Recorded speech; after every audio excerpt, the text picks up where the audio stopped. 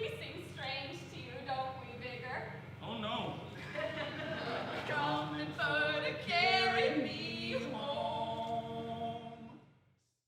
Most of what you see on stage can't be purchased in a store, and everything is custom made.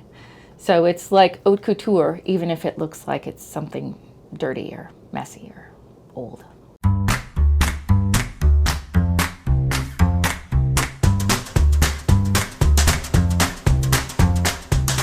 What I'm teaching my students to do is to take the fabric, the image, and the measurements and produce a garment.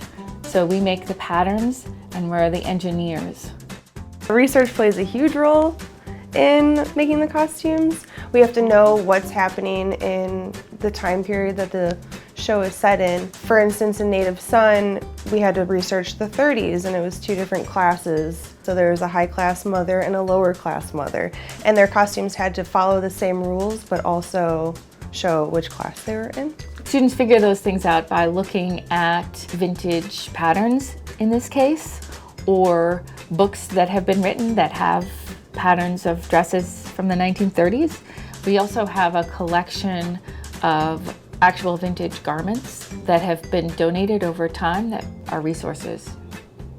For Native Son, the garments had to go on quickly and easily. There's a lot of movement, and the pace of the show was very quick. If, for example, we're talking about a suit jacket, we might sew the buttons onto the outside and put snaps inside. Or we might change out some delicate zipper and put something a little more sturdy in. I think the mark of a successful costume project is if it fits well, it's functional, and it creates the character. It's really exciting to see your costume on stage, and it's kind of amazing how things can change from being on a dress form in the shop to being on somebody's body on stage under lights that are changing with everybody else around, because it all has to work together.